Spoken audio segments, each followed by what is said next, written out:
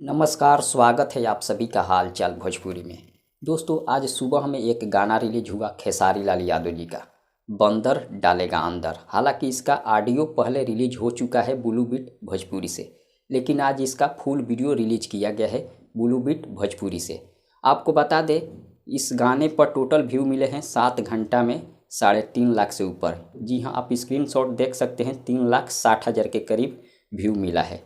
लेकिन एक local channel पर, एक फेक चैनल पर इस गाने को अपलोड कर दिया गया है। उस चैनल पर 5 घंटा में 3 लाख व्यू मिल चुका है, जो कि आप लोग देख सकते हैं। इससे आप अंदाज़ा लगा सकते हैं, फेक चैनल वाला जो डाला है गाना को, उस पर लगता है बहुत जल्द 1 मिलियन हो जाएगा, क्योंकि ओरिजिनल चैनल से ज़्यादा तेज़ी में व्यू फेक चैनल वाले पर जा रहा है।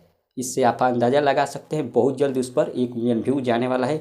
इसलिए आप सभी से रिक्वेस्ट है कि आप लोग ओरिजिनल चैनल पर जो गाना रिलीज किया गया है ब्लू बीट भोजपुरी पर, उस पर जाकर सुनिए, क्योंकि कंपनी पैसा खर्चा करके वीडियो बनाती है और फेक चैनल वाले फ्री में ही पैसा कमा लेते हैं।